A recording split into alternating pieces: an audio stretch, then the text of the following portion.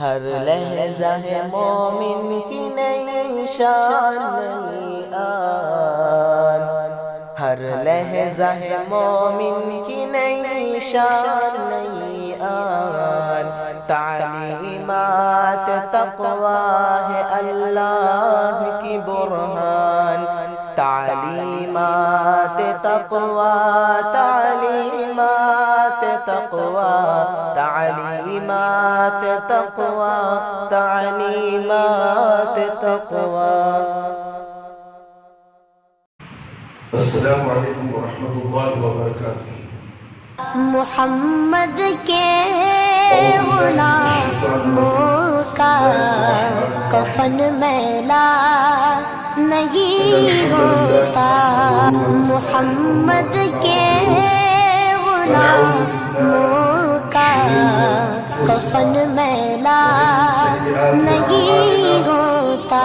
اللہ فلا مضل له ومن يضلل فلا هادي له، وأشهد أن لا إله إلا الله وأشهد أن محمدا وأشهد أن لا إله إلا الله وحده لا شريك له وأشهد أن محمدا عبده ورسوله۔ أعوذ بالله السميع العليم من الشيطان الرجيم من همزه ونفخه ونفسه، بسم الله الرحمن الرحيم۔ يا أيها الذين آمنوا اتقوا الله حق تقاته ولا تموتن إلا وأنتم مسلمون۔ يا أيها الناس اتقوا ربكم الذي خلقكم من نفس واحدة وخلق منها زوجها وبث منهما رجالا كثيرا ونساء، واتقوا الله الذي تساءلون به والأرحام إن الله كان عليكم رقيبا۔ يا أيها الذين آمنوا اتقوا الله وقولوا قولا سديدا يصلح لكم أعمالكم ويغفر لكم ذنوبكم، ومن يطع الله ورسوله فقد فاز فوزا عظيما۔ أما بعد فإن خير الحديث كتاب الله، وخير الهدي هدي محمد صلى الله عليه وسلم، وشر الأمور محدثاتها، وكل محدثة بدعة، وكل بدعة ضلالة، وكل ضلالة في النار۔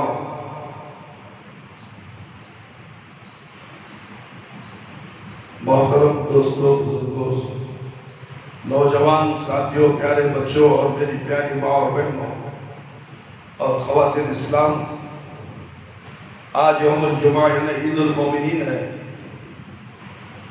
آج مسجد تقویٰ میں جمعہ کے خطبہ کا عنوان ہے معجد میلاد النبی صلی اللہ علیہ وسلم۔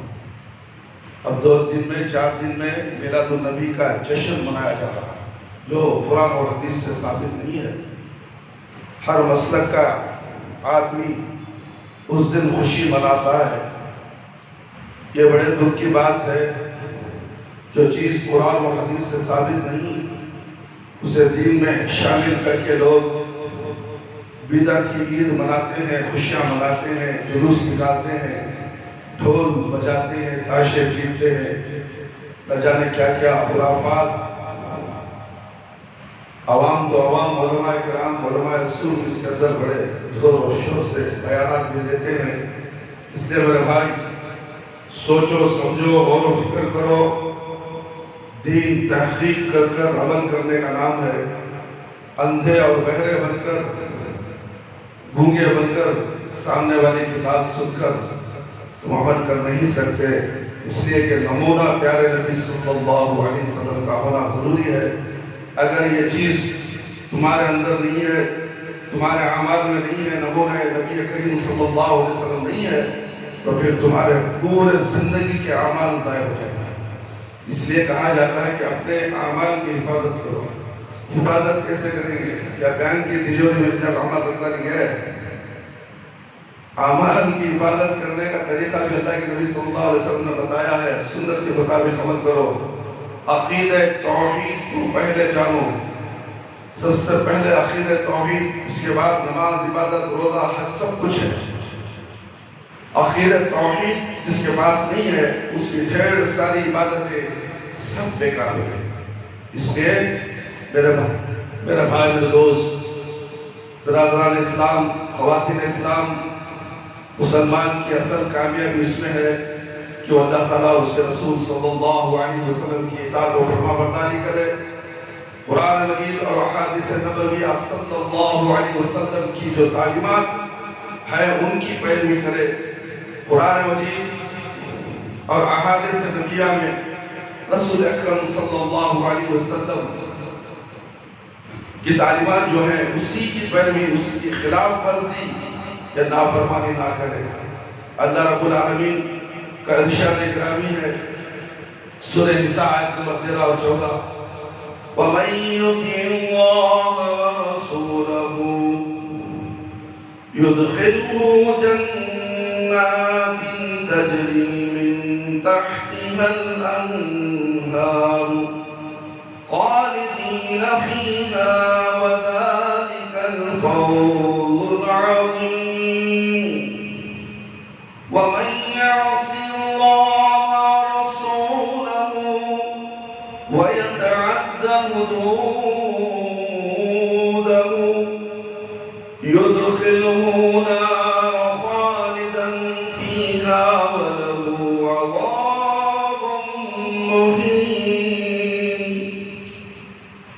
جو شخص اللہ اور اس کے رسول صلی اللہ علیہ وسلم کی اطاعت کرے گا تو اسے ان باغات میں داخل کرے گا جن کے نیچے نہریں جاری ہوں گی، وہ ان میں ہمیشہ رہے گا، اور یہی بڑی کامیابی ہے۔ اور جو شخص اللہ اور اس کے رسول صلی اللہ علیہ وسلم کی نافرمانی کرے گا اور اس کی مقرر کردہ حدود سے تجاوز کرے گا تو اسے وہ آگ میں داخل کرے گا جس میں وہ ہمیشہ رہے گا۔ اس لیے رسوت کو نظام ہے۔ ان آیت کریمہ میں میرے بھائی، میرے دوست اور خواتین اسلام غور کیجئے کہ اللہ تعالیٰ نے اطاعت و فرما برداری کرنے والے شخص کو جنت کی بشارت دی ہے، اور اس کے برعکس نافرمانی اور خلاف ورزی کرنے والے شخص کو جہنم کی وعید سنائی گئی ہے۔ لہذا ہر مسلمان کو اپنے گریباں میں جھانک کر خود ہی جائزہ لینا چاہیے کہ وہ کس راستے پر چل رہا ہے، وہ کس راستے پر چل رہا ہے۔ جو راستہ جنت تک پہنچانے والا ہے اس پر یا نعوذ باللہ اس پر جو جہنم تک پہنچانے والا ہے۔ فیصلہ آپ کے ہاتھ میں ہے۔ اللہ تعالیٰ کی اطاعت کیسے ہوگی؟ اس کی اطاعت قرآن مجید کو پڑھنے، پڑھانے، سیکھنے، سکھانے اور اس میں غور و فکر کرنے اور اسے دستور حیات بنانے سے ہوگی۔ اور رسول اکرم صلی اللہ علیہ وسلم کی اطاعت کیسے ہوگی؟ اس طرح کہ آپ صلی اللہ علیہ وسلم کی احادیث مبارکہ مطالعہ کریں، کر کے ان پر عمل کیا جائے، عقائد ہوں یا عبادت، معاملات ہوں یا اخلاق، کردار ہوں، ہر میدان میں آپ کی صلی اللہ علیہ وسلم کی اطاعت کی جائے۔ آپ صلی اللہ علیہ وسلم کی سیرت طیبہ کو پڑھا جائے اور اسے اپنی زندگی میں عملی طور پر ڈھالنے کی کوشش کی جائے۔ یہ تو سب لوگوں کو معلوم ہی ہے کہ رسول اکرم صلی اللہ علیہ وسلم کی اطاعت بھی دراصل اللہ ہی کی اطاعت ہے، کیونکہ اسی نے آپ صلی اللہ علیہ وسلم کو ہماری طرف رسول صلی اللہ علیہ وسلم رسول بنا کر بھیجا، اور اسی نے آپ صلی اللہ علیہ وسلم کو ہمارے لیے اسوہ حسنہ قرار دے کر ہمیں آپ صلی اللہ علیہ وسلم کے نقش قدم پر چلنے کا حکم دیا۔ اور یہ بات تو ہے کہ دنیا اور آخرت کی کامرانی اور کامیابی اللہ تعالیٰ اور اس کے رسول صلی اللہ علیہ وسلم کی اطاعت میں اور قرآن اور حدیث پر عمل کرنے میں ہے، لیکن سوال یہ ہے کہ سلسلے میں ہم کس کو اپنے لیے معیار تصور کرے اور کس کو آئیڈل مانے۔ ہمیں تو حضرات کو معیار اور آئیڈل ماننا ہوگا جنہیں خود اللہ تعالیٰ نے معیار اور آئیڈل قرار دیا ہے، اور وہ ہے نبی کریم صلی اللہ علیہ وسلم۔ نبی کریم صلی اللہ علیہ وسلم کو دیکھ کر آپ پر ایمان لانے والے سنت کے اولین مسلمان وہ جنہوں نے جن اللہ تعالیٰ نے جنت کی بشارت دی، جن سے راضی ہونے کا اعلان کیا، جنہیں اس نے اپنے سب سے پیارے محمد صلی اللہ علیہ وسلم کے ساتھ منتخب کیا، ہوئی پیارے نبی صلی اللہ علیہ وسلم کا دیدار کرنے، ان کے لبوں سے کلام اللہ و احادیث مبارکہ کو براہ راست سننے کا شرف بخشا، یعنی صحابہ اکرام رضی اللہ عنہم اجمعین، وہ صحابہ اکرام رضی اللہ اجمعین جن کے ایمان صادق کو اللہ تعالیٰ نے باقی لوگوں کے لیے معیار قرار دیا۔ فرمان باری تعالیٰ ہے وَإِنْ آمَنُوا بِمِثْلِ مَا آمَنْتُمْ بِهِ فَقَدِ اهْتَدَوْا وَإِنْ تَوَلَّوْا فَإِنَّمَا هُمْ فِي شِقَاقٍ۔ سورۃ البقرہ آیت نمبر 130 بس اگر یہ لوگ بھی، یہ لوگ یعنی ہم لوگ، ساری قیامت تک آنے والے لوگوں کے لیے آیت ہے میرے بھائی، فلانے مسلک والے کے لیے نہیں، فلانے لوگوں کے لیے نہیں۔ قرآن پڑھو تو صحیح، قرآن سے نفرت، احادیث سے نفرت، ہمارے پاس ایسا نہیں، ہمارے پاس ایسا ہے، تمہارے باپ کی جاگیر نہیں ہے دین، تم کسی کے پیچھے چلے جاؤ، کسی ملا، کسی مفتی، کسی پیر، کسی مرشد۔ دنیا میں ہمارا رہبر کون؟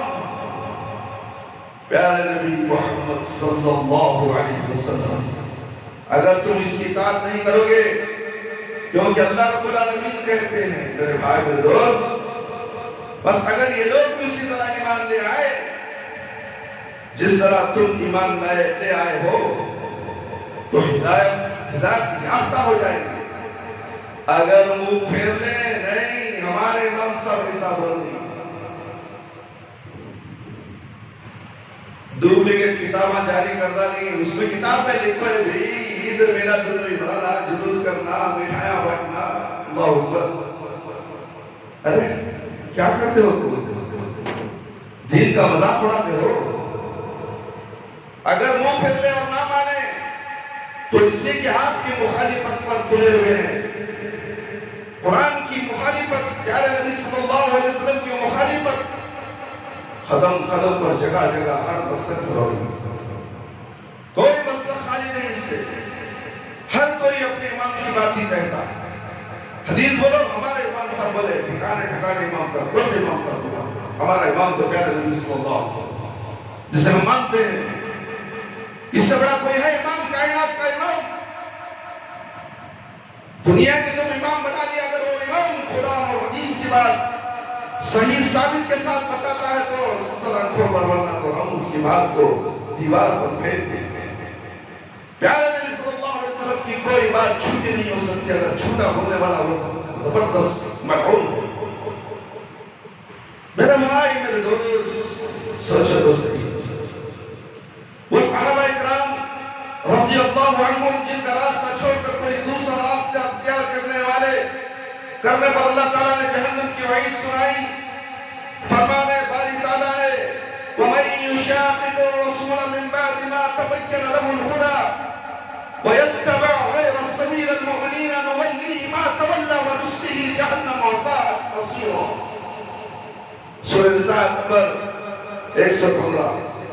جو راستہ، جو سیدھا راستہ معلوم ہونے کے بعد پیغمبر صلی اللہ علیہ وسلم کی مخالفت کرے اور مومنوں کے راستے کے سوا اور راستے پر چلے، جو جدھر وہ چلتا ہے ہم اسے ادھر ہی چلنے دیں گے۔ اللہ اکبر۔ سوچو میرے بھائی، اللہ تعالیٰ جانتا ہے دلوں کے دلوں، تمہارے دل میں کیا ہے۔ قرآن کی بات میں آمنا و صدقنا کہتے ہو یا نہیں، مانتے ہو یا نہیں، اللہ تعالیٰ تمہارے دل میں آنے سے پہلے تمہاری نیتوں کو جانتا ہے۔ تم فلانا فلانا بولتے ہو یہ بھی جانتا ہے، فلانا فلانا، اللہ تعالیٰ اسی راستے پر تمہیں لگا دیتا ہے، یہاں تک کہ تمہیں توبہ کی نصیب نہیں ہوتی۔ بدعت کرنے والا کبھی یہ نہیں سوچتا ہے کہ میں غلط کر رہا ہوں، صحیح کر رہا ہوں، اسی لیے اسے توبہ کی توفیق نہیں ہوتی۔ میرے بھائی میرے دوست، اور قیامت کے دن جہنم میں داخل کریں گے اور پوری جگہ۔ اس آیت کریمہ میں مومنوں کے راستے سے مراد صحابہ اکرام کا راستہ ہے، کیونکہ نزول قرآن مجید کے وقت بس وہی مومن تھے۔ اس مختصر سی تمہید کا خلاصہ یہ ہے کہ مسلمانوں کو عملی زندگی میں اپنے سامنے قرآن اور حدیث کو رکھنا چاہیے، اور اس لیے میں صحابہ کرام رضی اللہ عنہ کے طرز عمل سے رہنمائی لینی چاہیے کہ انہوں نے قرآن حدیث پر کیسے عمل کیا، کیونکہ انہی شخصیات کو اللہ تعالیٰ نے معیار حق قرار دیا ہے۔ خاص طور پر نزاعی مسائل میں بھی یہ بات لازم ہے کہ قرآن اور حدیث اور صحابہ اکرام رضی اللہ عنہم کے طرز عمل کی روشنی میں ان مسائل کو حل کیا جائے، اور ان کا فیصلہ اپنی خواہشات یا اپنے مخصوص نظریات کے مطابق نہیں بلکہ صرف اور صرف قرآن اور حدیث کے مطابق کیا جائے۔ اور جس طرح صحابہ اکرام رضی اللہ عنہم نزاعی مسائل میں قرآن اور حدیث کے سامنے اپنے آپ کو جھکا دیتے تھے، اپنے آپ کو سر خم تسلیم کرتے تھے، اور جس طرح وہ واضح نصوص معلوم ہونے کے بعد بحث و تکرار کو ناجائز تصور کرتے تھے، اسی طرح ہمیں بھی یہی طرز عمل اختیار کرتے ہوئے قرآن و حدیث کے سامنے سر تسلیم خم کر دینا چاہیے۔ اللہ تعالیٰ نے اختلافی مسائل کو حل کرنے کا یہی اصول اپنی کتاب قرآن مجید میں ذکر فرمایا ہے۔ یا ایھا الذین آمنوا اطیعوا اللہ واطیعوا الرسول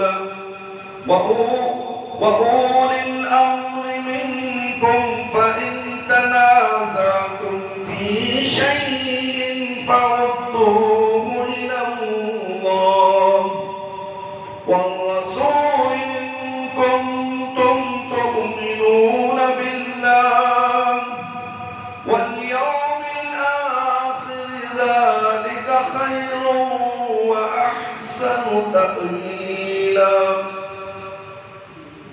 اس سورہ دوسرا آیت نمبر 50 پر موڑ کی آیت تھی میرے بھائی میرے دوست۔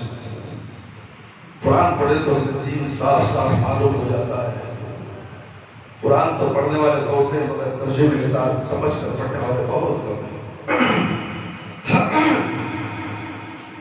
قرآن کو تبرک کے لیے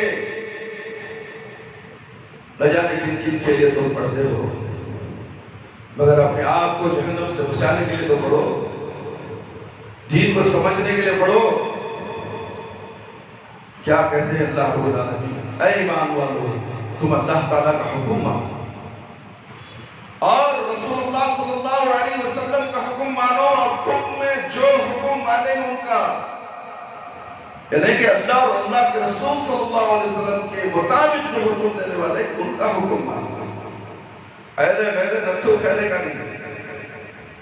جن جن کی بڑی بڑی دنیا کی علماء کرام کی کتابیں ہیں، جو لال پیلی کتابیں موجود ہیں، ان کے مطابق نہیں، اللہ کا حکم اور اللہ کے نبی صلی اللہ علیہ وسلم ان کے مطابق اگر کوئی عالم کوئی مفتی بتاتا ہے تو الحمدللہ ان کا حکم ماننے کا حکم دیا گیا ہے اس آیت کے اندر۔ پھر اگر تمہارا کسی بات میں اختلاف ہو جائے تو اسے اللہ اور رسول صلی اللہ علیہ وسلم کی طرف لوٹا دو، اگر تم اللہ اور آخرت کے دن پر ایمان رکھتے ہو، یہی تمہارے حق میں بہتر ہے اور اس کا انجام بہت اچھا ہے۔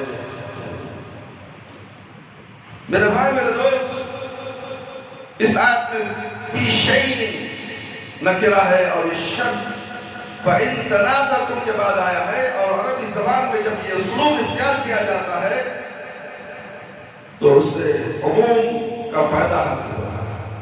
اس سے مراد یہ کہ اصول و فروع کے کسی بھی مسائل میں اختلاف ہو جائے تو اس کا حل تلاش کرنے کے لیے کتاب و سنت کی طرف رجوع ہونا چاہیے، ورنہ اگر تمام متنازع مسائل کا حل کتاب اللہ اور سنت نبویہ میں نہ ہوتا تو اللہ تعالیٰ کبھی ان کی طرف رجوع کرنے کا حکم نہ دیتا۔ اللہ کو معلوم ہے دنیا بنائی گئی اور قیامت آنے والی ہے، دنیا پوری فنا ہونے والی ہے، اس وقت تک کے مسائل قرآن مجید میں اللہ رب العالمین بتا دیے، اسی لیے رجوع کرنے کے لیے کہا جا رہا ہے، قرآن اور حدیث کی طرف رجوع کرو۔ اسی طرح نبی کریم صلی اللہ علیہ وسلم نے اس بات کی تلقین کی ہے کہ آپ صلی اللہ علیہ وسلم کا ارشاد اکرام یہ ہے، ابو داؤد کی روایت سے البانی نے صحیح کہا، میں تمہیں اللہ تعالیٰ کے تقوی کا بات سننے اور اطاعت کرنے کا تاکیدی حکم دیتا ہوں، اگرچہ حبشی غلام ہی کیوں نہ ہو، اور میرے بعد تم میں سے جو لمبے عرصے تک زندہ رہے گا وہ عنقریب امت میں بہت زیادہ اختلاف دیکھے گا. آج ہم اختلاف دیکھ رہے ہیں. بس تم میری سنت اور میرے خلفاء راشدین کی سنت کو لازم پکڑنا. جو ہدایت یافتہ اور نیکوکار ہوں گے تو مجھ سے مضبوطی سے تھام لینا اور ہاتھ سے نکلنے نہ دینا. اور دین میں نئے نئے کام ایجاد کرنے سے بچنا, کیونکہ ہر نیا کام بدعت ہے اور ہر بدعت گمراہی ہے. سورہ نساء کی اس آیت اور سنن ابی داؤد کی صحیح حدیث دونوں کو سامنے رکھا جائے میرے بھائی میرے دوست, اور غور و فکر کیا جائے. ہماری اس بات کی تکمیل تائید ہوتی ہے جو ہم نے پہلے ذکر کیا, اور یہ ہے کہ تمام اختلافی مسائل کے حل کے لیے قرآن و حدیث ہی کی طرف رجوع کرنا لازم ہے. اور رسول اکرم صلی اللہ علیہ وسلم کی وصیت کے مطابق, وصیت بہت اہم چیز ہوتی ہے. امت مسلمان کے لیے وصیت کر دی اللہ کے نبی صلی اللہ علیہ وسلم, تمہیں ہٹنا نہیں یہاں سے. اللہ اکبر. تم ہٹتے ہو, پیچھے جاتے ہو, آگے جاتے ہو. اللہ کا حکم, اللہ کے نبی کا حکم تمہیں پسند نہیں. ارے بھائی کیا سمجھتے ہو تم دین کو؟ دین معمولی چیز نہیں ہے. جنت کی آسانی سے نہیں مل جائے گی. جنت کے لیے قربانیاں دینے پڑے گی. دین کو سمجھنا پڑے گا. دین کو جو سمجھتا ہے وہی قربانی دے سکتا ہے. جو دین کو سمجھ گیا جب عبادت نہیں کرے گا تو اس کے لیے اتنا آسان نظر آتا ہے. جو دین کو نہیں سمجھا اس کے لیے ایک پہاڑ جیسا لگتا ہے. شیطان سستی اور کاہلی کی وجہ سے اسے دل سے دور کرتا ہے. میرے بھائی میرے دوست,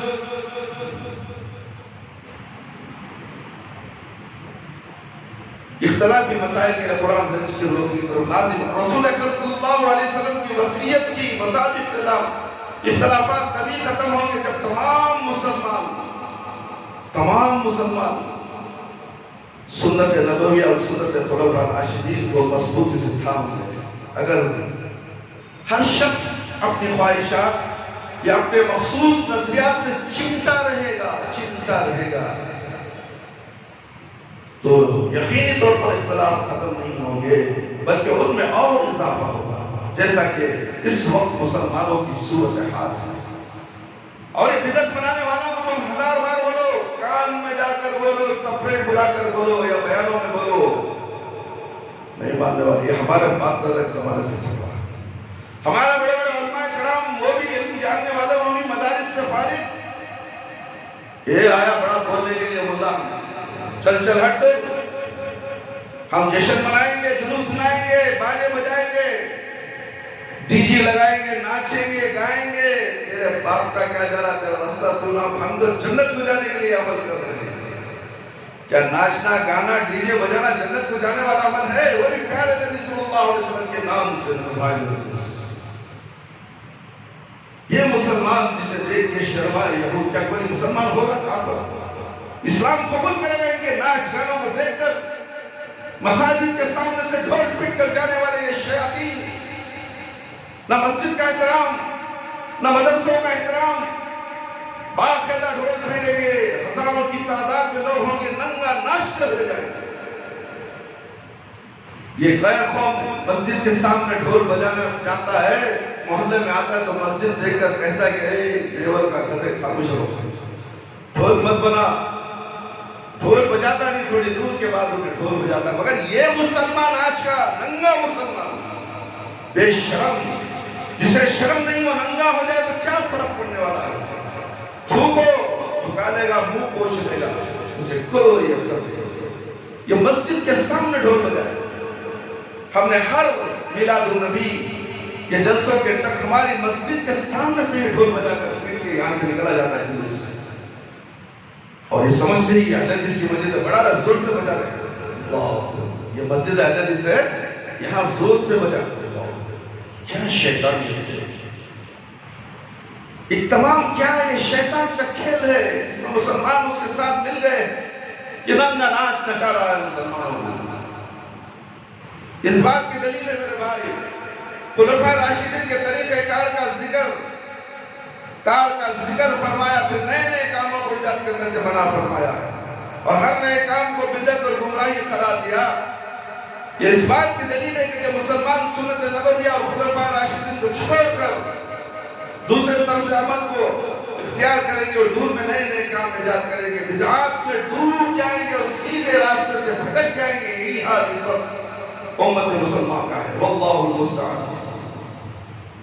میرے بھائی میرے دوست، یہ متنازع مسائل جو ہمارے سامنے ہیں، یہ 12 ربیع الاول کا مہینہ جو آیا ہے، میلاد النبی بنانے کا ہے، لوگ بڑے شان و شوکت سے، بڑے خوشیوں سے جشن مناتے ہیں۔ چنانچہ بہت سارے مسلمان نبی کریم صلی اللہ علیہ وسلم کی ولادت و باسعادت کے حوالے سے ہر سال اتنا ربیع الاول کی 12 تاریخ کو میلاد النبی اور جشن مناتے ہیں، 12 طور پر چراغاں کیا جاتا ہے، جھنڈیاں لگائی جاتی ہیں، نعت خوانی کے لیے محفلیں منعقد کی جاتی ہیں، اور بعض ملکوں میں سرکاری چھٹیاں بھی دی گئی، جیسا کہ ہندوستان میں ہے۔ جو مشرک ممالک ہیں وہاں پر چھٹیاں بھی دی جا رہی ہیں۔ ہم نے قرآن و حدیث کی روشنی میں جو تمہیدی باتیں ابھی آپ کے سامنے ذکر کی ہیں، ان کو مد نظر رکھتے ہوئے ہمیں دیکھنا ہے کہ کیا قرآن اور حدیث میں جشن میلاد النبی کا کوئی ثبوت ہے؟ کیا نبی کریم صلی اللہ علیہ وسلم نے اپنا میلاد بنایا، اس کی ترغیب دلائی؟ کیا آپ صلی اللہ علیہ وسلم کے خلفاء راشدین میں رضی اللہ عنہم میں سے کسی نے اپنے دور خلافت میں میلاد کے بنوانے حوالے سے جشن منایا، یوم میلاد کو عید کا دن قرار دیا؟ کیا قرون اولا میں اس عید کا کوئی تصور تھا؟ اگر قرآن و حدیث اور قرون اولا کی تاریخ کا پوری دیانت تاریخ کے ساتھ مطالعہ کیا جائے تو ہمیں ان تمام سوالات کا کہ جوابات کچھ یوں ملتے ہیں۔ پہلا، قرآن اور حدیث میں جشن یا عید میلاد کا کوئی ثبوت نہیں۔ دوسرا، نبی کریم صلی اللہ علیہ وسلم نے اپنا میلاد منایا اور اس کی ترغیب دلائی۔ تیسرا، پھر خلفاء راشدین رضی اللہ عنہم میں سے کسی نے اپنے دور خلافت میں نبی کریم صلی اللہ علیہ وسلم کی ولادت و باسعادت کے حوالے سے کوئی جشن سرکاری طور پر یا غیر سرکاری طور پر نہیں منایا، اور نہ ہی یوم ولادت کو عید کا دن قرار دیا۔ حالانکہ اس میں کوئی شک نہیں کہ انہیں نبی کریم صلی اللہ علیہ وسلم سب سے زیادہ محبت تھی، اور اگر وہ چاہتے تو ایسا کر سکتے تھے کہ ان کی حکومت ان کے ہاتھوں میں تھی۔ قرون اولا یعنی صحابہ کرام رضی اللہ عنہ، تابعین اور تبع تابعین کا زمانہ، یعنی جنہیں نبی کریم صلی اللہ علیہ وسلم نے بہترین لوگ قرار دیا، اس زمانے میں لوگوں کے ہاں اس عید کا کوئی تصور نہیں تھا میرے بھائی میرے دوست، اور نہ ہی وہ یہ جشن منا رہے تھے۔ اس پر متضاد یہ کہ اس امت کے معتبر ائمہ دین کہ ہاں بھی نہ اس عید کا کوئی تصور تھا اور نہ وہ اسے مناتے تھے، اور نہ ہی وہ اپنے شاگردوں کو اس کی تلقین کرتے تھے۔ جشن میلاد النبی کا صلی اللہ علیہ وسلم کا موجب میلاد النبی کی ابتدا ابو سعید قومری بن ابی الحسن علی بن محمد الملقب المعظم مظفر الدین اربل مؤسس المتوفی 18 رمضان 630 کی ہے۔ یہ بادشاہ محفلوں میں بے دریغ پیسہ خرچ کرتا تھا، پیسہ پانی کی طرح بہاتا تھا محفلوں میں، اور آلات لہو لعب کے ساتھ راگ اور رنگ کی محفلیں منعقد کرتا تھا۔ مولوی رشید احمد گنگوی فتاوی رشیدیہ میں لکھتے ہیں، اہل تاریخ نے صراحت کی ہے کہ بادشاہ کھانڈوں اور گانے والوں کو جمع کرتا اور گانے کے آلات سے گانا سنتا اور خود ناچتا بھی تھا۔ ایسے شخص کے فسق اور گمراہی میں کوئی شک نہیں کیا جا سکتا، اس جیسے کہ فعل کو کیسے جائز اور اس کے فعل پر کیسے اعتماد کیا جا سکتا ہے۔ اٹھاؤ دیکھو، فتاوی رشیدیہ میں اس کی تفصیل پوری موجود ہے، مختصر بتایا گیا ہے میرے بھائی میرے دوست۔ مختصر کیفیت اس کی فسق اور ایجاد اس ملت کی یہ ہے کہ مجلس مولود کے اہتمام میں 20 قبے لکڑی کے بڑے عالیشان بنواتا، اور ہر قبے میں 5 طبقے ہوتے۔ ابتداء ماہ سفر سے ان کو مزین کر کے ہر طبقے میں ایک جماعت راگ گانے والوں، ٹپا خیال گانے والوں اور باجے کھیل تماشے اور ناچ کود کرنے والوں کو بٹھائی جاتی ہے سفر کے مہینے سے ہی۔ اور بادشاہ مظفر الدین خود مع اراکین و ہزارہ مخلوق و خود و جوار کے ہر روز بعد اثر کے بعد ان خوبوں میں جا کر ناچ و رنگ وغیرہ سن کر خوش ہوتا اور خود ناچتا، پھر اپنے خوبے میں تمام رنگے لہو لعب میں مشغول ہوتا اور خبر دو روز ایام مولود کے اونٹ، گائے، بکریاں، بے شمار طبلوں اور آلات گانے لہو کے ساتھ جتنے اس کے یہاں تھے نکال کر میدان میں ان کو ذبح کرا کر ہر قسم کے کھانوں کی تیاریاں کرا کر مجلس لہو کو کھلاتا اور شب مولود کی کثرت سے رات قلعے میں گواتا تھا۔ فتاوی رشیدیہ صفحہ نمبر 130 پر 2 یہ تو تھا اس کا موجد، اور جہاں تک اس کے جواز کا فتویٰ دینے والے شخص کا نام ہے تو وہ ہے ابو الخطاب عمر بن حسن المعروفی وحیت القلب متوفی 630 پر 3۔ حافظ ابن حجر رحمہ اللہ لکھتے ہیں، ابن نجار کہتے ہیں کہ میں نے تمام لوگوں کو اس کے جھوٹ اور ضعیف ہونے پر متفق پایا۔ لسان النظام صفحہ نمبر 292۔ وہ ائمہ دین، وہ سب صالحین کی شان میں گستاخی کرنے والا اور خبیث زبان والا تھا، بڑا احمق اور متکبر تھا، دین کے کاموں میں بڑا بے پرواہ تھا۔ لسان النظام صفحہ نمبر 296۔ یہ وہ شخص تھا جس نے اربل کو جب محفل میلاد منعقد کرتے دیکھا تو صرف اس کے جواز کا فتویٰ دیا بلکہ اس کے لیے مواد جمع کر کے کتاب بنا میں التنویر فی مولد السراج المنبر بھی لکھ ڈالی۔ اسے اس نے بادشاہ اکبر کی خدمت میں پیش کیا تو اس نے اس کے سلے میں اس کو 1000 اشرفیوں کا انعام بھی پیش کیا ہے۔ ان تمام حقائق سے ثابت ہوا کہ نبی کریم صلی اللہ علیہ وسلم کی ولادت و باسعادت کو کی مناسبت سے جشن منعقد کرنے کا آغاز نبی کریم صلی اللہ علیہ وسلم کی تقریباً 600 سال بعد کیا گیا۔ نبی صلی اللہ علیہ وسلم کی وفات کے 600 سال کے بعد خود نبی صلی اللہ علیہ وسلم نہیں کرے، صحابہ نہیں کرے، خلفائے راشدین نہیں کرے، تابعین تابعین کہیں سے ثابت نہیں ہے، تو پھر وہ دین کیسے ہو سکتا ہے؟ وہ عید کیسے ہو سکتی ہے؟ تم کیسے خوشیاں مناتے ہو، کیسے کپڑے پہنتے ہو، کیسے مرغ مسلم کھاتے ہو اس دن، کیسے سبیلے دیتے ہو، شربتیں پلاتے ہو، نہ جانے کیا کیا تم کرتے ہو، سب حرام ہے، حرام ہے، حرام ہے۔ آج یہ تصور رکھ لیں اس دن 12 ربیع الاول اگر کوئی کپڑے نئے پہنتا تو وہ بھی حرام ہے، سوائے جمعہ کے دن اور عید کے 2 عیدوں کے۔ اس کے علاوہ تم کبھی بھی نئے کپڑے سلوا کر پہنو، اگر یہ عید نہیں ہے تو تم عید کی خوشیاں منانے کے لیے اس کا احترام کیوں کرتے ہو؟ اپنے بچوں کو کپڑے سلواتے ہو، کپڑے پہنواتے ہو، یہ تمام کیا چیزیں فضول خرچی میں شمار ہونے والے ہیں۔ فضول خرچ کرنے والا شیطان کا بھائی ہوتا ہے۔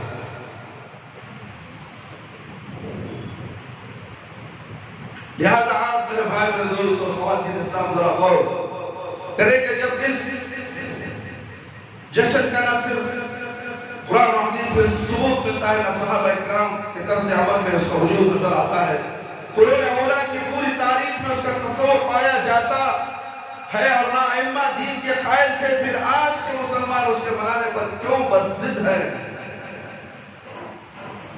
کیوں بضد ہیں؟ کیا ان سب حضرات کو اپنے نبی کریم صلی اللہ علیہ وسلم سے محبت اور عقیدت نہیں تھی جس کا دعویٰ اس دور کے لوگ کر رہے ہیں؟ اگر تھی اور یقیناً ان لوگوں سے کہیں زیادہ تھی تو انہوں نے آپ صلی اللہ علیہ وسلم کا یوم ولادت کیوں نہ منایا؟ یہاں ایک اور بات نہایت اہم ہے وہ میرے، اور یہ کہ نبی کریم صلی اللہ علیہ وسلم نے جو کام بطور عبادت نہیں کیا وہ قطعاً دین کا حصہ نہیں ہو سکتا، اور نہ ہی کسی مسلمان کو یہ زیب دیتا ہے کہ اسے دین سمجھ کر یا کار خیر تصور کرتے سر انجام دیتا ہے۔ اور نہ ہی کسی مسلمان کو یہ ذہن دیتا ہے کہ اسے دین سمجھ کر یا کار خیر کرتے ہوئے سرانجام میں مثلا آپ صلی اللہ علیہ وسلم نے نماز عیدین اور نماز جنازہ کے لیے اذان نہیں کہلوائی، اور نہ ہی صحابہ اکرام رضی اللہ عنہ کے ہاں اس کا کوئی وجود تھا۔ اور جب آپ صلی اللہ علیہ وسلم نے نہیں کہلوائی اور صحابہ اکرام رضی اللہ عنہ کے ہاں اس کا کوئی وجود نہ تو قیامت تک کسی مسلمان کے لیے جائز نہیں کہ اسے دین کا حصہ یا عبادت تصور کرے۔ اس کی وجہ کیا ہے کہ اذان میں اللہ تعالیٰ کی تعظیم اور ذکر اللہ نہیں ہے؟ یقیناً اذان اللہ تعالیٰ کی عظیم اور اس کی بڑائی پر مشتمل ہے، لیکن نماز عیدین، نماز جنازہ سے پہلے مشروع نہیں ہے۔ اسی طرح جشن میلاد النبی کا مسئلہ ہے کہ جب نبی کریم صلی اللہ علیہ وسلم نے جشن نہیں منایا، یہ عید نہیں منائی، برتھ ڈے منانا جائز نہیں ہے، اور نہ ہی آپ کے خلفائے راشدین نے منایا، تو قیامت تک اسے دین کا حصہ یا کار ثواب تصور کرنا کیسے درست ہو سکتا ہے؟ اس لیے حذیفہ رضی اللہ عنہ کہتے ہیں کل عبادت لم یتعبدها اصحاب رسول اللہ صلی اللہ علیہ وسلم فلا تعبدوها، ہر وہ عبادت جو صحابہ اکرام رضی اللہ عنہ نہیں کرتے تھے اسے تم بھی عبادت سمجھ کر نہ کیا کرو۔ ہمیں ہر عبادت کو صحابہ اکرام رضی اللہ عنہ کی طرف دیکھنا چاہیے کہ صحابہ کے دور میں ایسا تھا۔ عبداللہ بن مسعود رضی اللہ تعالیٰ عنہ کہتے ہیں اتبعوا ولا تبتدعوا فقد کفیتم علیکم بالامر العتیق، تم اتباعی کیا کرو اور دین میں نئے نئے کام ایجاد نہ کیا کرو کیونکہ تمہیں اس سے بچا دیا گیا، اور تم اسی امر کو لازم پکڑو جسے جو پہلے سے صحابہ اکرام کے زمانے سے موجود تھا۔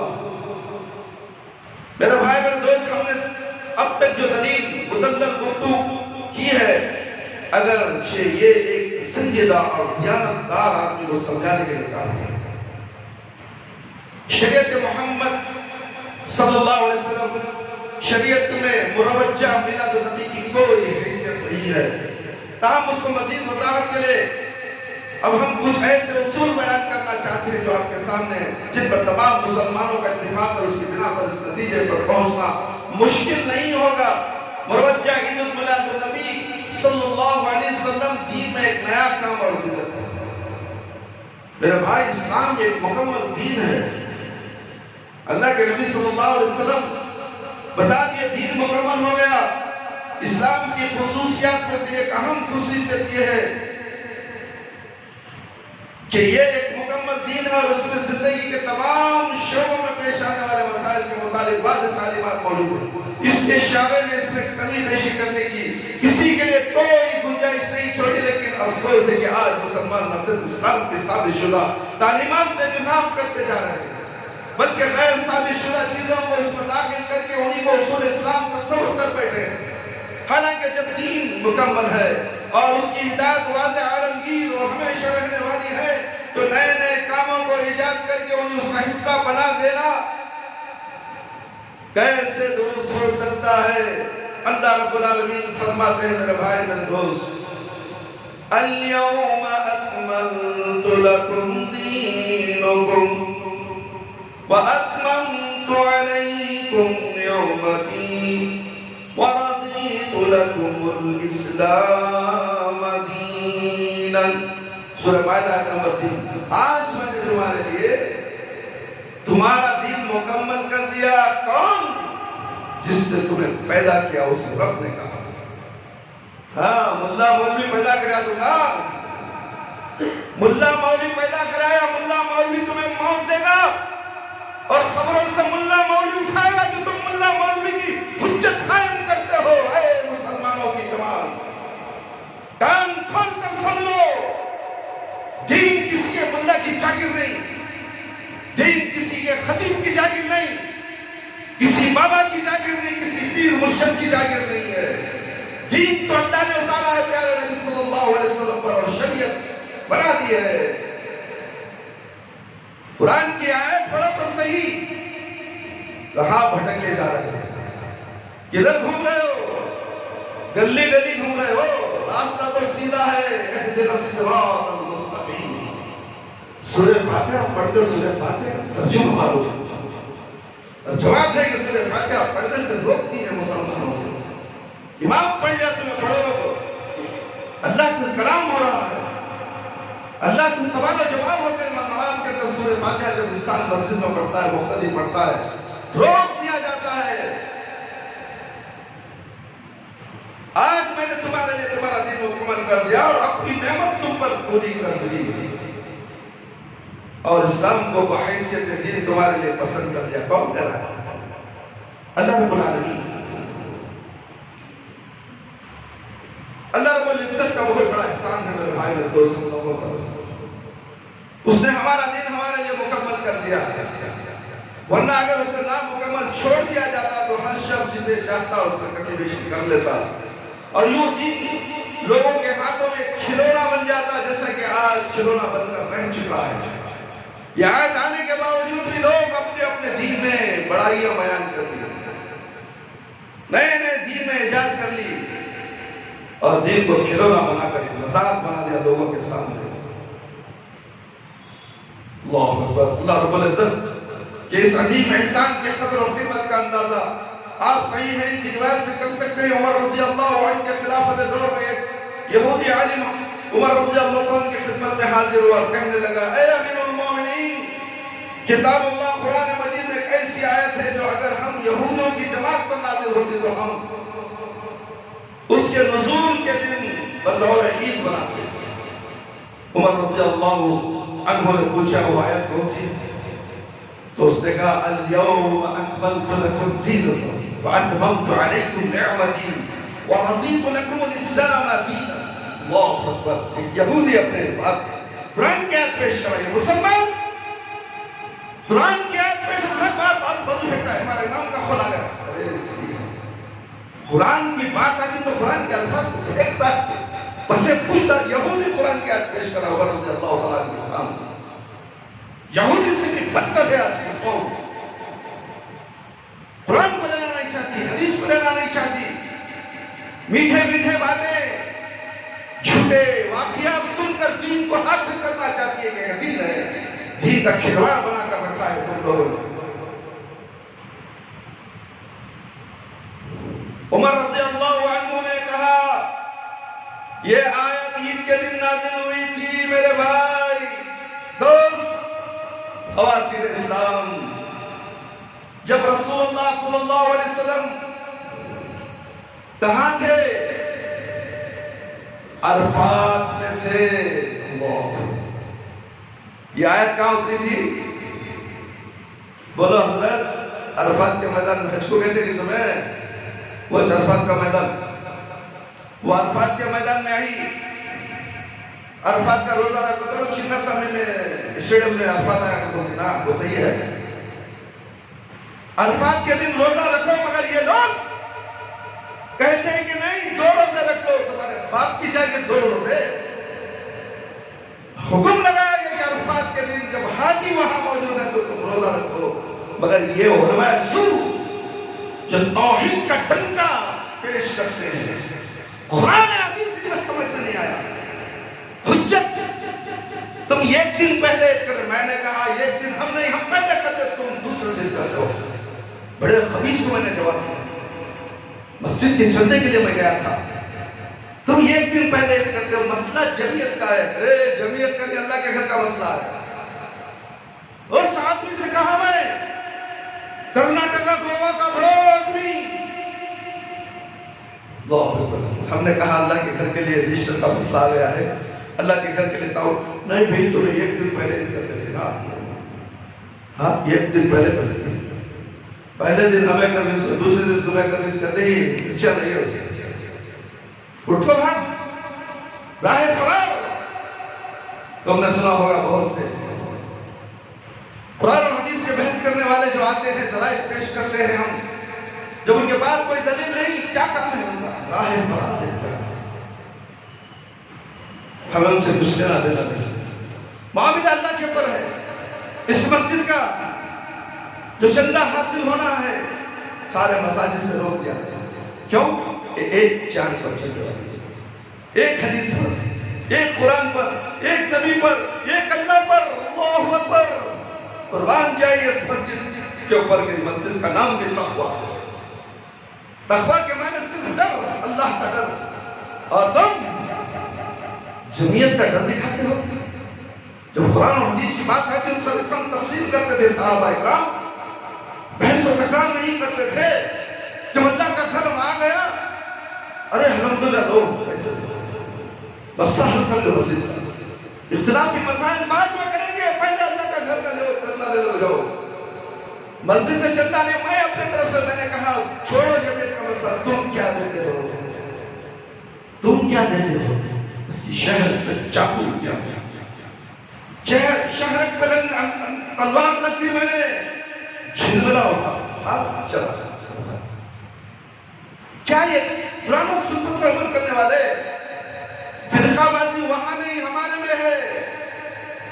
سنت رسول صلی اللہ علیہ وسلم کے ماننے والوں میں فرقہ بازی، شخصیت پرستی، یہ جماعت وہ جماعت، وہ مسجد یہ مسجد، ٹھکانی مسجد، میرا مولوی تیرا مولوی، یہاں پر بھی ہے۔ سوچو کیسے دین مکمل ہوا، آپ اقرار کرتے ہو۔ اللہ کے نبی صلی اللہ علیہ وسلم عرفات کے میدان میں آیت نازل ہوئی، دین مکمل ہو گیا۔ اب ان کے معاملات دیکھو، ان کے نظریات دیکھو، ان کے خیالات دیکھو، تو دین مکمل نہیں ہوا ان کے نظر میں۔ جب اللہ رب العالمین کے لیے گھر کے لیے پوچھا گیا تو تم بولتے ہو جمعیت کا مسئلہ ہے۔ کسی کونے کھیڑے میں جنگل میں وہاں ہمالیہ کے پہاڑ کے پاس مسجد نہیں تھی، اور بنگلور شہر میں، اور یہ ہنڈر نگر آج مشہور سٹی بن چکا ہے۔ 20 سال ہوا اس مسجد کو کھڑائے ہوئے، اور تم کہتے ہو کہ فلانے کا لٹر لو۔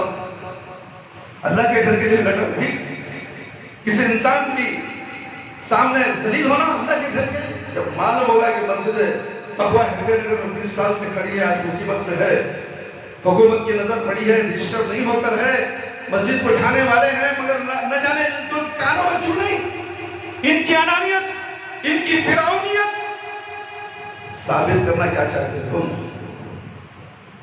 بھلے ہمیں تمہارا چندے کی ضرورت نہیں، اللہ دینے والا، اللہ دینے والا، ہمیں 4-10 لاکھ کی ضرورت تھی، 4 لاکھ ہم نے جمع کر لیے بغیر تمہارے لیٹر کے۔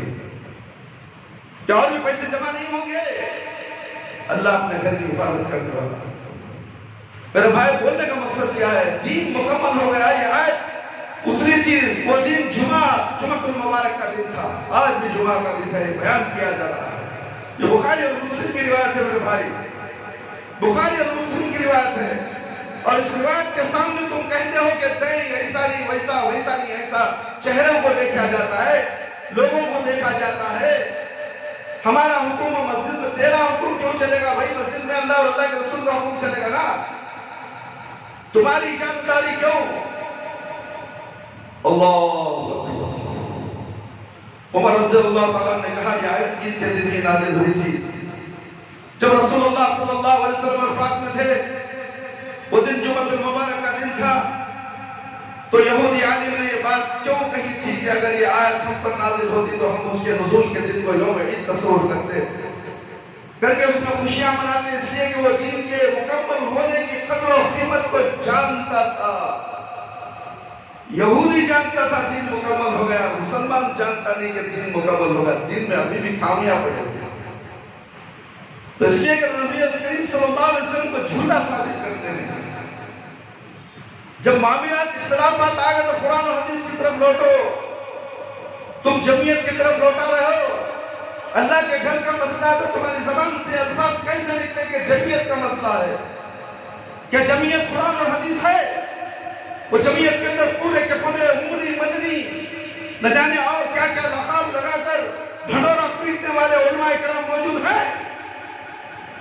تم نے تو علماء کو بھی اپنی پیر کی جوتی سمجھا ہے۔ علماء بھی بیان دے گے تو صدر اور سیکرٹری جو ہوتا وہی بیان دیا جاتا ہے میرے رسول پر۔ یہ تم دین کو چھپانے والے علماء کرام ہیں۔ حق بولو چاہے تمہاری گردن کٹ جائے، حق بولو تمہاری چھاتیوں پر گولیاں مار کر تمہاری چھاتیوں کو چھنی کر دیا جائے، ڈرو تو رب العالمین سے ڈرو، تم دنیا کے حکمرانوں سے ڈرتے ہو، صدروں سے، سیکرٹریوں سے۔ یہ ملا تو صدر کو دیکھتا ہے، یہ مہینے کی تنخواہ میں جاتے کہ نہیں، اگر میں غلط بول دیا، صحیح بول دیا تو جو مولوی صاحب صحیح کو بولے صحیح ہے، یہ سب بولنا نہیں آ، اختلاف ہو جاتا۔ دین میں اختلاف آ جائے تو کہاں جانا ہے؟ قرآن اور سنت کی طرف لوٹ جاؤ گا، لوٹنے کے تیار نہیں ہے۔ اختلاف کو باقی رکھ کر تم کہتے ہو کہ اختلافات کے بارے میں بات کرو گے، میرا رسول کا یہودی عالم کو معلوم تھا میرے بھائی میرے دوست، اس کی قدر و قیمت کو جانتا تھا، جبکہ بہت سارے مسلمان اس دور کے یا پچھلے دور کے مسلمان اس سے غافل ہیں اور ایسے امور میں منہمک اور مشغول ہو کر رہ گئے کہ جنہیں وہ دین کا حصہ تصور کرتے ہیں، حالانکہ دین ان سے قطعی طور پر بری ہے میرے بھائی میرے دوست۔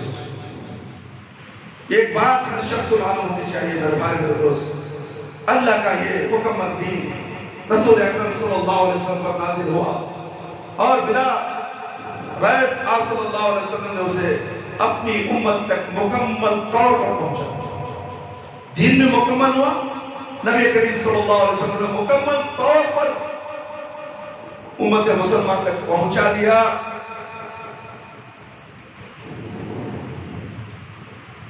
نبی کریم صلی اللہ علیہ وسلم کا فرمان ہے، میں نے تمہیں ہر اس بات کا حکم دے دیا ہے جو تمہیں اللہ کے قریب اور جہنم سے دور کر دے، اور تمہیں ہر بات سے روک دیا ہے جو تمہیں جہنم کے قریب اللہ سے دور کر دے۔ اسی طرح صلی اللہ علیہ وسلم کا ارشاد ہے، ما بقی شیء یخرج من الجنة ویباعد من النار الا وقد یبین لکم۔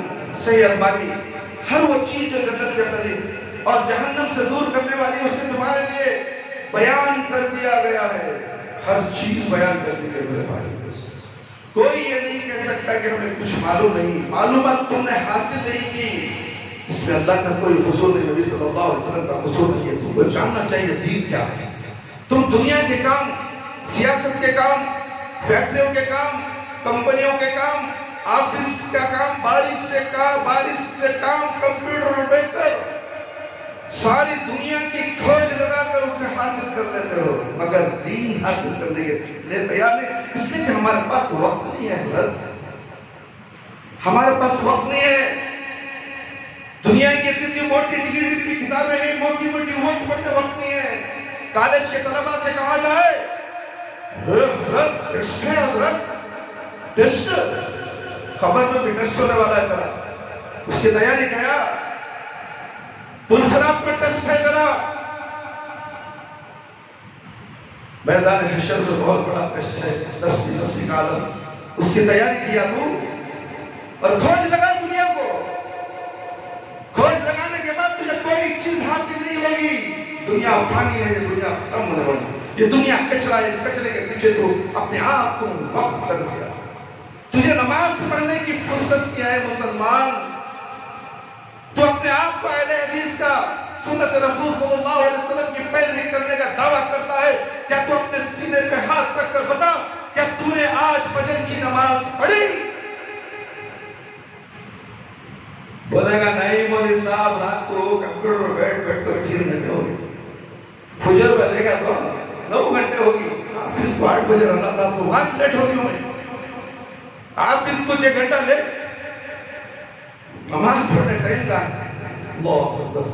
اسی حالت میں اس کی موت آئے گی میرے بھائی میرے دوست۔ جو نمازوں کو چھوڑتا ہے اللہ تعالیٰ اسی طرح نمازیں اسے چھوڑتی رہی، اسی راستے میں اسے لگاتا رہے گا، اتنا دنیا میں مصروف کر دے گا اسے اپنے سر کو کھجانے کی بھی فرصت نہیں، اور یہ بنا بے موت مارا جائے گا، بے نمازی ہو کر مرے گا، جہنم اس کے لیے انتظار کرتی کھڑی ہوگی، اب تیرا حال میں دیکھتی ہوں۔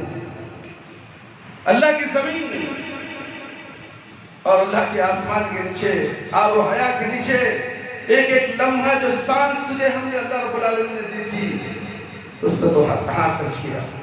سانس کا حساب دیا گیا، اور تم رات کے 2-2 3 دن تک کام کرتے ہو اور کہتے ہو کہ فجر کی نماز کی ہمیں وقت نہیں ملا، بھاڑ میں ایسا کام، بھاڑ میں گئی وہ تعلیم جو تمہیں فجر کی نماز سے روکتی ہے، تو مسلمان تم ہو ہی نہیں۔ جو فجر کی نماز ناغا کرے وہ منافق، جو عشاء کی نماز ناغا کرے وہ منافق۔ اللہ اکبر اللہ اکبر۔ جو نماز پڑھتا ہے پانچوں وقت کی بھی پڑھتا ہے میرے بھائی، نماز میں پیچھے رہتا ہے، صرف منافق کہا گیا ہے، یاد رکھو۔ سستی اور کاہلی، جماعت معلوم ہے، تکبیر تحریمہ معلوم ہے، اذان ہو گئی، باتیں کرتے رہنا۔ ابھی وہ کام ہوگا دیکھنے چلے تو دستاویز دیکھ کر دیکھ میں گیا تو یہ خراب کر رہا تھا کام، میں سامنے رہا تو یہ کام تو خراب ہوا، تو پھر دستاویز چھوڑ گیا تو خراب نہیں کرتا ہوں میں، ارے اس کام کو روک دے، میں نماز کے بعد آتا ہوں، یہ کام کر، جب تک تو کھانا کھا لے آرام کر لے، ظہر کی نماز میں تو نہیں کہہ سکتا۔ اور تو نماز کے وقت باتیں کر رہا ہے، نماز چھوٹ جائے گی تیری، تشہد میں ملتا ہے، ایک رکعت چھوڑ کے آتا ہے، دو رکعت چھوڑ کے آتا ہے، تو پھر بھی مسلمان، پھر بھی اہل حدیث، پھر بھی توحید پرست، پھر بھی مومن، پھر بھی صدقی، نہ جانے کیا کیا اپنے ساتھ تم لقاب لگاتے ہو، تمام لقابیں تمہارے پورے مٹیاں پلید ہو جائیں گی۔ جبکہ بے نمازی کہا گیا ہے ایک رکعت چھوڑ کر آ پیچھے آ جا، تکبیر تحریمہ میں شامل ہونا ہے۔ نماز شروع ہوتی ہے تکبیر تحریمہ سے اور ختم ہوتی ہے السلام علیکم ورحمۃ اللہ وبرکاتہ، درمیان میں داخل ہوتے ہو۔ اول وقت نماز پڑھنے کا حکم دیا گیا، پانچوں وقت کی نماز پابندی کے ساتھ ادا کرنے گیا، اور نماز کو قائم کرنے کا حکم دیا، تم تو نماز پڑھتے ہو کبھی کبھی، یہ کبھی کبھی نماز تمہارے منہ پر پھینکتی جائے، تم نماز سے اتنی کوتاہی کیوں کرتے ہو بھائی؟ یہ آواز میں انٹرنیشنل آواز ہے، یہ چند مسلموں کی آواز نہیں، یہ بیان یوٹیوب میں جا رہا ہے، امریکہ سے بھی کمنٹس آئے، انگلینڈ سے بھی آئے، سعودی عرب سے بھی آئے، قطر سے بھی آئے۔ تمہارا بیان دل کھول کے تم بیان کرتے ہو، حقائق کو سامنے رکھتے ہو، نہ کسی کا ڈر تمہارے دل میں ہے، بیان ایسے ہی ہونا چاہیے، حضرت آپ ایسے ہی بیان کو، اللہ تعالیٰ آپ کی زبان میں تاثیر دے۔ علماء کرام ڈرتے ہیں، کس بات سے ڈرتے ہیں معلوم، میں تو یہی کہتا ہوں کہ علماء کرام صدر اور سیکرٹری سے ڈرتے ہیں، مسجد کے ذمہ داروں سے ڈرتے ہیں، چودھری سے ڈرتے ہیں، پیسے والوں سے ڈرتے ہیں، اس لیے کہ گڈیاں 10 لاکھ کی 10,000 کی دیتے ہیں۔ اگر میں ان کے خلاف کروں، اگر ان میں خرابی ہے، اس نے سور پہ گھر بنایا ہے، تو جمعہ میں بندوں کو 10,000 ہفتے میں نہیں آئیں گے، وہ حضرت ناراض ہو جائیں گے، کیا بھی سن کے ہمارا بولا میں دیتا ہے۔ اس کے بعد صدر اور سیکرٹری کہے گا نہیں جی اب تمہیں بہت بول رہی، آئندہ جو دوسرا خطیب آتا ہے تمہیں دوسرے آتے ہیں۔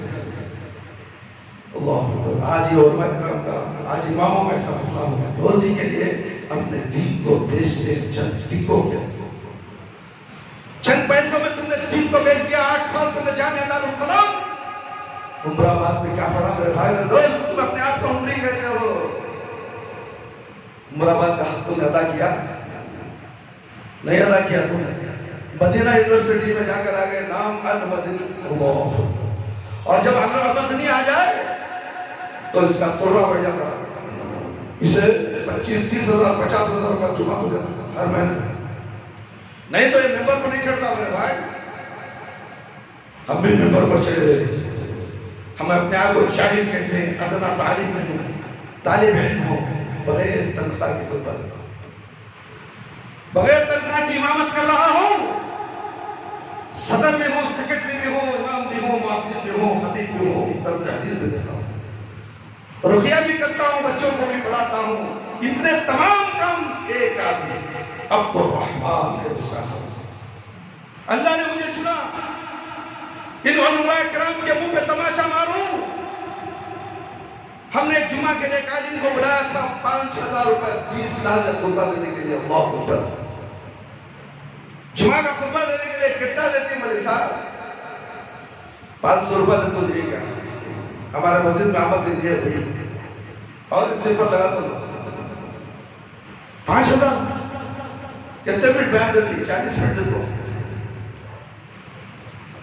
1 گھنٹہ ہو گیا ہمارے بھائی،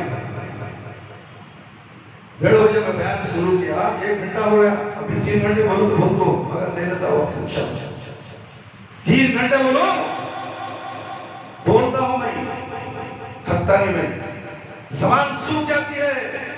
अगर मेरी जान इसी हालत में चले गए तो इंशाअल्लाह मैं नजात है, मुझे अल्लाह के पास सुनो है कोई। यही कहा जाता है कि इमाम को ऐसे इमाम करो, ऐसे मस्जिद करो जो मुआवजा का मुतालबा ना करे, उसके पीछे नमाज पढ़ो। आज तुम बड़े बड़े मसाजिद में जाते हो, मोटी मोटी तनख्वाह लेते हैं, उनके पीछे नमाज पढ़ लो। इस मस्जिद में तनख्वाह नहीं, इसके पीछे नमाज पढ़ना नहीं चाहते। अरे उसके पास पहुंचेगा नहीं, वो सीढ़ियां चढ़ को जाना ऊपर, तो वहां पर जन्नत में जाने के लिए कांटों की सेज पर चढ़ के जाना, नीचे काटे, ऊपर काटे, बाजू काटे, इधर काटे, चलकर जाओ, फिर पुरसरात आ जाएगी, बारीक से बारीक बाल के मुताबिक रास्ता होगा नीचे जहन्नम। वहां पर चलना है तो थोड़ी सी मेहनत करके नमाज को कायम करो मेरे भाई, सुन्नत के मुताबिक नमाज पढ़ो, नबी करीम सल्लल्लाहु अलैहि वसल्लम की सुन्नत के मुताबिक नमाज पढ़ो मेरे भाई। अल्लाह ताला ने तुम्हें जिन कामों का हुक्म दिया है, मैंने भी उन सब का तुम्हें हुक्म दे दिया है। अल्लाह के नबी सल्लल्लाहु अलैहि वसल्लम फरमा रहे हैं, अल्लाह ताला ने तुम्हें जिन कामों से मना किया, मैंने भी उन सब से तुम्हें मना कर दिया है। इन अहादीस मुबारका से मालूम हुआ कि रसूलुल्लाह सल्लल्लाहु अलैहि वसल्लम ने खैर और भलाई का कोई ऐसा काम नहीं जिसका आपने उम्मत को हुक्म ना दिया हो, और शर और बुराई का कोई अमल ऐसा नहीं जिससे आप सल्लल्लाहु अलैहि वसल्लम उम्मत को रोक ना दिया हो। लिहाजा ये जानने के बाद अब इस नतीजे पर पहुंचना मुश्किल नहीं कि वो हर वो अमल जो लोगों के नजदीक खैर और भलाई का अमल तस्वुर किया जाता हो, वो उस वक्त तक खैर और भलाई का अमल नहीं हो सकता जब तक रसूलुल्लाह सल्लल्लाहु अलैहि वसल्लम से इसके मुताबिक कोई हुक्म तरतीब साबित ना हो। इसी तरह बुरा अमल है कि जब तक रसूलुल्लाह सल्लल्लाहु अलैहि वसल्लम से इसके मुताबिक कोई फरमान साबित ना हो, वो बुरा तस्वुर नहीं होगा। गोया खैर और शर के पहचानने का मेयार रसूलुल्लाह सल्लल्लाहु अलैहि वसल्लम है, किसी का ज़ौक़ और हुक्मत नहीं। जिसका जी चाहे दिन में अपने ज़ाम के मुताबिक खैर के काम दाखिल करता रहे या अपनी मंशा के मुताबिक किसी अमल को बुरा करार दे दे, फिर ये बात भी सोचनी चाहिए मेरे भाई मेरे दोस्त कि क्या नए नए कामों को इजाद करके दीन में शामिल करने से लाजिम नहीं आता कि रसूलुल्लाह सल्लल्लाहु अलैहि वसल्लम पूरा दिन लोगों तक नहीं पहुंचाया था, और बगैर और बास खैर के काम उनसे उनके अवलीन मानने वालों से छूट गए थे, जिसकी बिना पर अब भी दीन में कमी और बेशी की गुंजाइश मौजूद है। यकीनन ये बात लाजिम है, इसलिए इमाम मालिक रहमतुल्लाह अलैह फरमाते हैं, मेरे भाई जिसने इस्लाम में कोई बेहतर इजाद की, फिर यह ख्याल किया कि ये अच्छाई का काम है, अब ये मिलादुन्नबी तुम अच्छा समझे तो बिदअत है, बिदअत का काम बुरा है, बुरे काम को अच्छा समझे तो तुम गुनाह में मुलविस हो जाओगे। ये मिलादुन्नबी नहीं, मत मनाओ, देखो भी ना को जुलूस को। अगर तुम जुलूस को देखोगे तो दीन को ठाने के बराबर है, दीन को ठाने के बराबर है, उस दिन खुशी का दिन नहीं है मेरे भाई। 12 रबीउल अव्वल नबी सल्लल्लाहु अलैहि वसल्लम की वफात का दिन है। ऐ मुसलमानों तुम कहाँ हो कि अल्लाह के नबी सल्लल्लाहु अलैहि वसल्लम के इंतकाल पर तुम खुशियां मनाते हो, ढोल पीटते हो, जुलूस निकालते हो, बाजे बजाते हो, नाच गाना करते हो। आज तुम्हारे बाप के मरने का दिन है, जरा घर के सामने नाच कर तो दिखा। तेरी अम्मा मर गई, आज का दिन है, तू नाच के तो दिखा, ढोल बजा के तो दिखा। तेरी अम्मा मरी तो ढोल नहीं बजा रहा है, तेरी अम्मा मर गई, बाप मर गया, दादा मर गया, खानदान मर गया, मगर तूने मिलाद नहीं मनाया होता। और मिले तो मिले हमारे और आपके प्यारे आका सल्लल्लाहु अलैहि वसल्लम मिले ढोल बजाने के लिए। इस्लाम के अंदर ढोल को लहू नाम कहा गया, हराम है, और नाम लेते हो मोहम्मद सल्लल्लाहु अलैहि वसल्लम का तो ढोल बजाते हो, खवालियां गाते हो, नबी का नाम बार बार 1000 बार लेता है ढोल के साथ, फिर भी ये मुसलमान से कुछ भी असर नहीं होता। भाड़ में गया ऐसा मुसलमान, ऐसे दीन के ऐसे मुसलमानों की अल्लाह को कोई जरूरत नहीं है भाई। जो इस दिन ईद के दिन 12 रबीउल को ईद मनाता है वो हम मेरी उम्मत में से नहीं, इस्लाम से बाहर हो जाएगा वो। दीन को बचाओ, अपने ईमान को बचाओ, अपने तक़वे को बचाओ। اپنے عقیدے کو بچاؤ، پھر تم عبادت کرو، پھر تمہاری عبادتیں قبول ہوگی، تمہارا عمل نامہ صحیح ہوگا، ورنہ تو قیامت کے دن تمہارا عمل نامہ تمہارے دائیں ہاتھ میں دے جائے گا۔ تم دیکھو گے اس کے اندر کالے کالے حروف ہوں گے، بڑی مشکل سے پڑھایا جائے گا، دیکھیں گا میں میلاد النبی دیکھ لگ کھڑا تو وہ بھی ذکر آگا اس میں، دائیں ہاتھ میں کتاب، میلاد النبی کے کپڑے پہنا، بھائی عید کے کپڑے سمجھ کو، کپڑے بھی آ گئے، بچوں کو پہنایا، مرغے بنا خورما بنایا وہ بھی آ گیا، مٹھا بنایا وہ بھی آ گیا، اللہ اکبر، سب کچھ آ جائے گا۔ جو دین میں نہیں ہے اسے دین تصور کر کر تم کرو گے تو تمہارا ہر برائی لکھتی جائے گی تمہاری، قیامت کے دن وہ عمل نامہ پیش کیا جائے۔ اگر یہاں دکھا دیتے تو بہت کچھ ہو جاتا، مگر اللہ تعالیٰ نے ہر چیز کو غائب کر دیا ہے۔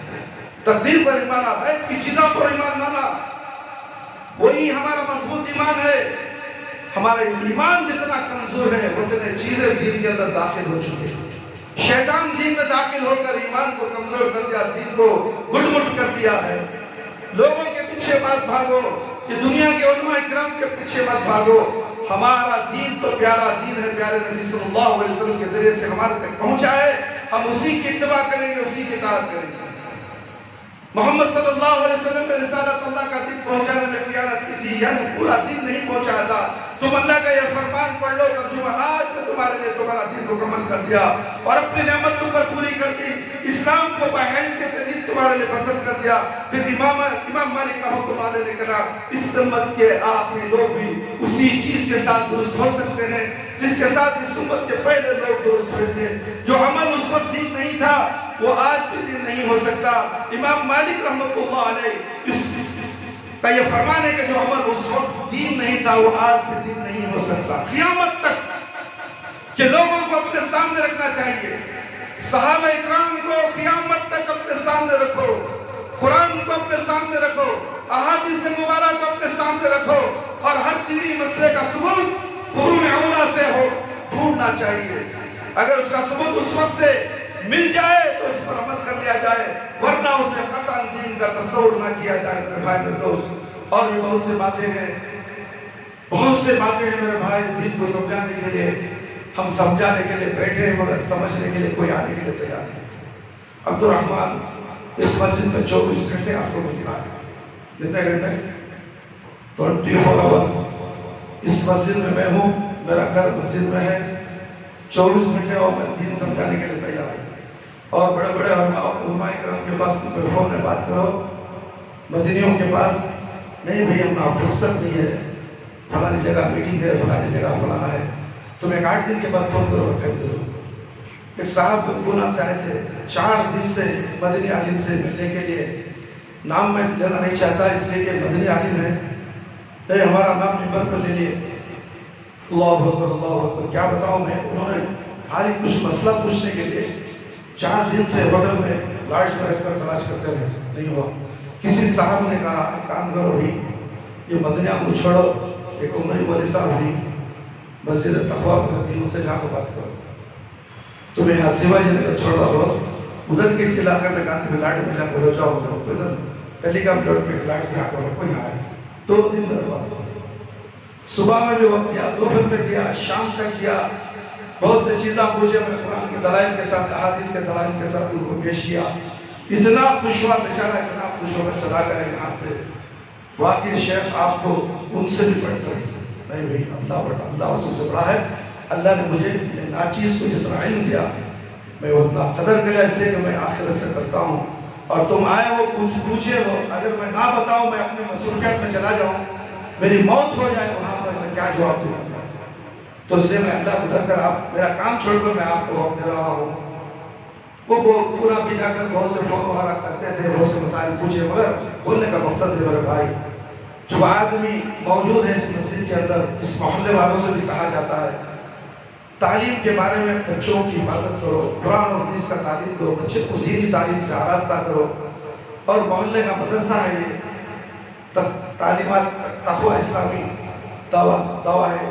اس مسجد میں تعلیمات قرآن، مدرسہ تقویٰ تعلیمات قرآن کے نام سے، یہاں پر تجوید کے ساتھ نازلہ قرآن اور اردو کی تعلیم کے ساتھ احادیث نبویہ یاد کرایا جاتا ہے، سورہ یاد، دعائیں یاد کرائی جاتی ہیں، سورہ یاد کرایا جاتا ہے، چھوٹے سے چھوٹے بچے کو بااخلاق بنایا جاتا ہے۔ بہت سے مدارس کے بچے میرے پاس آتے ہیں، 2 مرتبہ 3 مرتبہ قرآن ختم کر دیا ہے، اسی محلے کے اندر بڑے بڑے مساجد کے اندر پڑھنے والے بچے جب میرے پاس آتے ہیں تو میں کہتا ہوں ذرا تیسرا پارہ اٹھاؤ اور اسے پڑھو، تو میرے بھائی میں کیا بتاؤں، اتنا غلط پڑھتا ہے بچہ۔ حافظوں کے پاس ہی پڑھا ہے، کوئی باجی کے پاس پڑھا ہے، بڑھیوں کے ساتھ خالام کے پاس گھروں میں جو تجویز سے گاؤں آکے وہ عورتیں پڑھاتی ہیں، بچوں کو 5 مرتبہ دورہ کراتی ہیں، مگر جب یہاں آتے تو پریشان ہوتے، آنکھوں میں آنسو والی بچی ہے، رونا شروع کر دیتی ہے، یہ کیسا بھی ایسا نہیں، غلط ہے ماں تو پڑھ رہی ہے، سو رک جا۔ میں سنا تو مجھے بھی گناہ، تو پڑھی تو تجھے بھی گناہ، اور ایسی تعلیمات سے آراستہ اٹھ رہے ہیں بچے، مگر یہاں بھیجنے کے لیے تیار نہیں، اس لیے کہ اس مسجد کا نام بھی ہم نے تقویٰ رکھا، مگر ٹائٹل ہم نے نہیں ڈالا کہ مسجد اہل حدیث ہے۔ نام لگانے سے کیا فائدہ میرے بھائی، ہر مسلمان کو اس مسجد میں نماز پڑھنے کا حق ہے۔ مسلکیں تو تم نے بنائے، ملا مولویوں نے بنائے، ہم نے نہیں بنائے، اللہ نے نہیں بنایا، نبی کریم صلی اللہ علیہ وسلم نے نہیں بنایا، اس لیے ہم نے نام نہیں رکھا۔ مسجد تقویٰ، ہر مسلک کا آدمی بلا امتیاز مسالک اس مسجد میں نماز پڑھ سکتا ہے، مگر تعصب کی بنا پر لوگ تو دور کی بات، ہمارے اہل حدیثی بولتے ہیں کہ تقویٰ کو مت جاؤ۔ سوچو میرے بھائی دوست، اس میں کتنے لوگ اہل حدیثی میری آنکھوں کے سامنے ہیں، باقی کے لوگ جو ہیں دوسرے مسالک کے ہیں، مجھے معلوم ہے، کیا میں ان کو برا بلا بولتا ہوں؟ کیا میں ان کو روکتا ہوں کہ تم یہ مسجد کو گئے وہ مسجد کو جاؤ؟ مسجد کسی کے باپ کی نہیں ہوتی، مسجد اللہ تعالی، ہر مسلمان کو یہاں سجدہ کرنے کا حکم ہے۔ میں کون ہوتا ہوں؟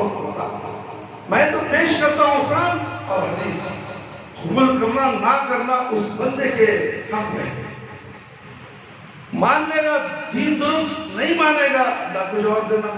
مجھے کیا ہے، میری حجت قائم ہو گئی، میں حجت کر دیا، کل قیامت میں اللہ سے بولوں گا اللہ میں نے حجت قائم کر دی اس بندے کے سامنے، اس نے نہیں مانا، میں بری ہو جاؤں گا انشاءاللہ۔ اس لیے میرے بھائی کہ میرے رسول پر حق بولتا ہوں، چاہے کسی کو کڑوی لگے، کچھ بھی لگے، دوا کڑوی ہوتی ہے اثر کرتی ہے، بات بھی کڑوی ہوتی ہے، سوچو اور فکر کرو تو اثر کرتی ہے۔ دین قرآن اور حدیث کا نام ہے، دین کسی ملا مولوی کی جاگیر نہیں، کسی مفتی کی، پیر اور مرشد کی جاگیر نہیں، دین تو قرآن اور حدیث کا نام ہے، جو پیارے نبی صلی اللہ علیہ وسلم کے اوپر شریعت اتری۔ کیا وہ دین تمہیں پسند نہیں ہے؟ کیا وہ نماز نبوی تمہیں پسند نہیں؟ وہ شادی بیاہ میں رسم و رواج تم کرتے ہو، سنت رسول صلی اللہ علیہ وسلم کے مطابق اپنی شادیاں، اپنے بیٹے کی، اپنی بیٹی کی شادیاں سنت کے مطابق کر کے ان کے گھر کو رحمت کا گھر بنانے والے تم نہیں ہو، شیطان کا ساتھی بن کر فضول خرچی کر کر اپنے شادیوں کو، بچیوں کی شادیوں کو تم برباد کرتے ہو۔ کروڑوں روپے شادی کے لیے ہم مالدار کے لگے تو ایسا ویسا ویسا ایسا، اللہ بیٹی کے لیے کروڑ خرچ کرتا ہے۔ مسجد کا مسئلہ 6 لاکھ روپے مجھے تو ایسا کرو جی، ویسا کرو جی، لائر کرنے دو جی، لائر وہ کرنا ہوتا ہے، لائر 20 سال سے اس مسجد کا ذمہ دار ہوں، لائر کیا کرتا ہے؟ گورنمنٹ کے سرکاری کے سیڑھیاں تک چڑھ دیا، میں نے اس کی کیبنٹ میں جا کر میٹنگ میں بات کر کے بھی آ گیا۔ 20 سال سے آج مجھے سکھاتے ہیں کہ تم لائر کرنے جاؤ، چاروں طرف سے شیطان گھور رہا ہے مساجد کے اوپر کہ کون سی مسجد کے پیپر نہیں اسے اٹھا دیا جائے۔ ہم یہ معاملہ رکھتے ہیں سب کے سامنے، مگر کان میں چوں نہیں چل کے مسلمان لیتے، یہ حضرت 500 روپے، یہ حضرت 10,000 روپے، یہ حضرت لیو، پورے اہل حدیث میں تو ہو گیا۔ کسی مسجد میں جا کر بھیک مانگنے کی ہمیں ضرورت نہیں ہے، واٹس ایپ میں بھیجا میں مسئلہ، یوٹیوب میں ڈالیا۔ کیا اہل حدیث اندھا ہے، بہرا ہے، گونگا ہے؟ کیا مسلمان گونگے ہیں؟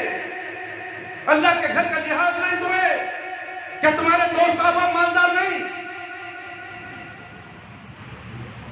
بورول کے واسطے جدا ہوتی حضرت، بورول کا کہا تھا مجھے، بورول مسجد کو اس ڈالتے سو، مسجد کو چلیے اشتر کرتے سو، پیسے تو ڈالو ہمیں کر لیتے، بورول کا مسئلہ بات کر لی ہے، اب جو مسئلہ تلوار لٹکتی وہ کرو، نہیں بھی نہیں بنا۔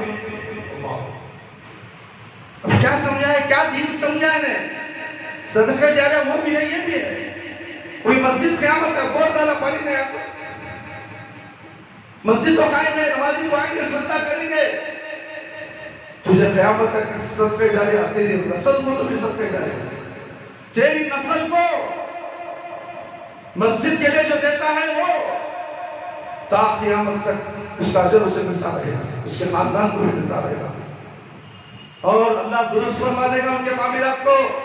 جو بھٹکا ہوا اسے سیرات مستقیم پر چلا دے گا اسے، اس لیے کہ اس میں تقوی مسجد جو صرف قرآن اور حدیث کے بنیاد پر قائم ہے، اور اسی قرآن اور حدیث کی بنیاد پر بیان بھی کیا گیا ہے.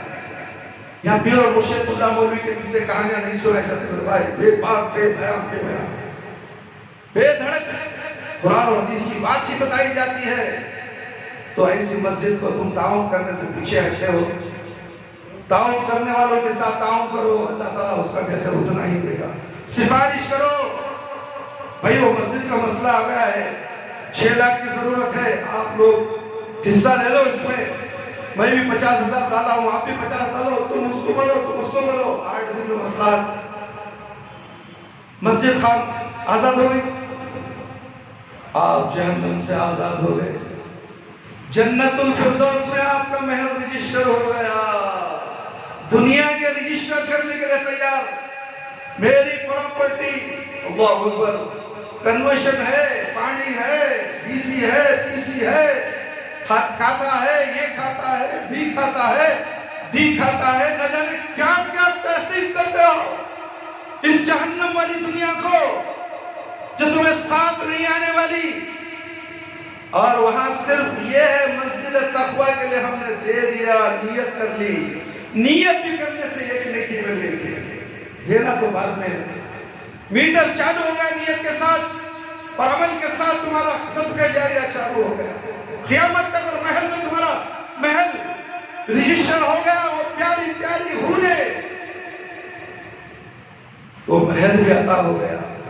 دنیا میں مسجد کو تم دے دیے، محل حوروں کے ساتھ محل دنیا میں عطا ہو گیا. وہ حوریں تمہیں آج ہی منعقد ہو جائے گی تمہارے نکاح میں، اور تمہیں چاہتے ہی وہ حوریں ملے گی جو تم نے تقوی مسجد کے لیے 5,000 50,000 1 لاکھ 10,000 20,000 1000 روپیہ تم نے دیا ہے، تو تمہیں حوروں کے ساتھ تمہارا نکاح کر دیا. وہ بھی عالی شان محل جنت الفردوس. کیا اس میں جانا پسند نہیں کرتے؟ دنیا کے پراپرٹی بنانے میں تم لگے ہو، بیوی بچوں کے لیے چھوڑ کر جانے کے لیے تمہیں اتنی فکر. تم اپنے آپ کو اپنی فکر نہیں ہے تمہیں. میرا کیا ہوگا؟ کیا میرے اعمال قبول ہو گئے؟ کیا میری نمازیں قبول ہو گئی؟ کیا تم نے اپنا جائزہ لیا؟ نہیں نہ جائزہ لیا. پھر کیسے تم سوتے ہو؟ جب موقع آیا، تقوی مسجد کا آیا ہے، 1.5 مہینے سے ہم اعلان کر کے بڑی مشکل سے ہم نے فردن 4 لاکھ روپے جمع کیے ہیں. 6 لاکھ کی ضرورت ہے ہمارے دوست. بہت سے معاملات ہیں مسجد کے، یہ حل ہو جائے تو انشاءاللہ اور شاندار طریقے سے دعوت و تبلیغ کا کام اس مسجد میں کیا جائے گا. لوگوں نے وعدہ کیا ہے، پہلے آپ رجسٹر کروائیے. مسجد سے بہت سے کام ہونے والے ہیں، فلاح و بہبود کے کام ہونے والے ہوں گے انشاءاللہ. میں نہیں تو میرے بعد جو ہوگا وہ کرے گا. میں نے یہاں تک 20 سال سے کوشش کر کے اس مسجد کو بنایا ہے، اور اس کے بعد آنے والے اور 4 چاند لگانے والے اور آگے بڑھانے والے. اس مسجد کی عمارت کے لیے پایا 5 پادے بنانے کا پایا موجود ہے. کھولو. ہم نے ایک ادارے کو گیا تھا، دیکھا ہم نے 5 پادے کی بلڈنگ بنایا ہے. بہت سے کام وہ کر رہا ہے بیچارہ. وہ کہہ رہے کسی نے غریبوں کی مفت تعلیم، یتیموں کو مفت تعلیم، اندھے کو تعلیم، بہروں کو تعلیم، کمپیوٹر کورسز، ڈیزائننگ کے کورس، ٹیلرنگ کا کورس، یتیم بچوں کو داخلہ. اللہ اکبر، اللہ اکبر. کرنے والے کام یہ بھی کر رہے ہیں. ہم ان کے پاس بھی گئے تھے مطالبہ کریں، مگر انہوں نے کہا کہ حضرت معاف کریں. اس لیے کہ ایک عمارت ہم نے بنا دی ہے، اس عمارت کو کمپلیٹ کرنے کے لیے ہمارے پاس ہمیں بھی دھن ڈالے ہیں، جس کی وجہ سے ہم پریشان ہیں. ورنہ تو یہ معاملہ 6 لاکھ کا ہمارا تو 6,000 تو بتا دیں. اللہ آسان کرتا ہے. اللہ تعالیٰ انشاءاللہ آپ کا مسئلہ خود بخود دور ہو جائے گا. آپ بے فکر رہیے. آپ کی دوڑ دھوپ تڑپ سب کچھ اللہ کو معلوم ہے. اللہ کا امتحان ہے ان لوگوں پر جو سن کر خاموش رہتے ہیں. قیامت کے دن اللہ تعالیٰ ان کو خبروں سے گونگا بہرا اٹھائے گا اور اندھا بنا کر اٹھائے گا۔ یوٹیوب پہ جانے کے بعد، بیانات پہ جانے کے بعد، اے لیڈیسوں کان کھول کر سن لو، پورے کرناٹکا کے لیڈیسوں کو بول رہا ہوں، چیلنج کے ساتھ بول رہا ہوں، 1.5 مہینے سے میں نے یوٹیوب کے اندر ہر بیان کے اندر قیامت کی حولاتیاں، قیامت کی نشانیاں، خبر کی منزل، اللہ اکبر، ایسے بیانات کے اندر یہ ذکر کیا، مگر نہ قیامت کی حولاتیاں سے ڈر، نہ قیامت کی نشانیوں سے ڈر، نہ خبر کی منزل سے ڈر، نہ پلسرات سے ڈر، نہ قیامت سے ڈر، نہ حوض کوثر میں پانی میسر نہیں ہوگا، یہ بھی بول دیا، اس سے بھی ڈر جائے۔ چل ہمیں حوض کوثر سے پانی کی ضرورت نہیں پڑے، تقویٰ کو ہم نہیں دیں، یہ تقویٰ تجھے جہنم میں لے کر گرے گی انشاءاللہ۔ تقویٰ کے خلاف پوری جماعت مخالف ہے، ایک چاند کی وجہ سے۔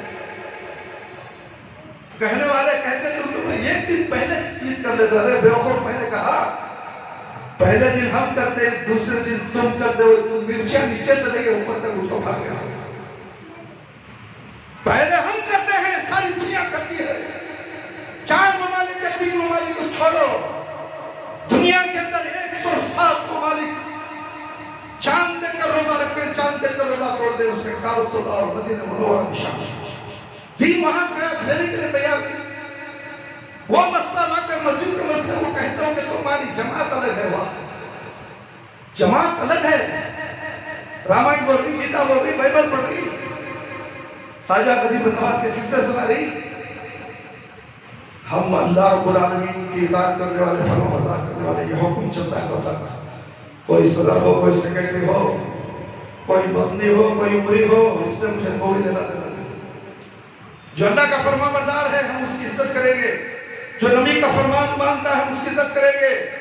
اگر ہماری مسجد کے تعلق سے اگر عمری ہو یا مدنی ہو چندے کو روکتا ہے، کیا اللہ میں کیا بتاؤں میرے بھائی میرے دوست، آپ تو بنگلور والے جانتے ہیں کہ مدنی حضرات کہتے ہی اور اتنے مسجدہ ہی، سب مسجدہ میں نہیں، لیٹر لے لے گا اللہ کے گھر پہ کرو نا، اللہ اتنا محتاج، فلانے کے لیٹر کی ضرورت، لیٹر پوچھے تو ہوتا ہے نہیں تمہارا مسئلہ ایسا ہے، ہمارا مسئلہ ایسا ہے، قرآن حدیث کو ہٹا دیتا ہے۔ میرے بھائی اللہ سے ڈرو، اللہ رب العالمین سے ڈرو، اور جو میلاد النبی آ رہی ہے اس کے اندر تم جشن مت مناؤ، اس عید کو بھی مت مناؤ، اس لیے کہ سنت رسول صلی اللہ علیہ وسلم سے ثابت نہیں ہے، پیدائش کا دن نہیں ہے، وہ اللہ کے نبی صلی اللہ علیہ وسلم کی موت کا دن ہے، افتخار کا دن ہے۔ تو ہم اس دن گانے بجانا، ڈھول پیٹنا، جلوسیں نکالنا، قوالیاں گانا، یہ تمام چیزیں اللہ کے نبی صلی اللہ علیہ وسلم کو تکلیف پہنچانے والی ہیں، دین سے دور ہے، یہ بدعت ہے، کل بدعت ضلالہ، کل ضلالۃ فی النار۔ کوئی بھی محفل نہیں، کوئی نئے کپڑے نہیں، کوئی بریانی نہیں، ہاں معمول کے مطابق گھر میں ہر وقت گوشت پکا ہے تو کھاؤ پکا کو کوئی بات نہیں، مگر عقیدہ یہ نہیں ہونا چاہیے کہ آج عید ہے، عید میلاد النبی ہے تو ہم آج یہ خرما پکا رہے ہیں تو یہ غلط ہے، وہ حرام ہے۔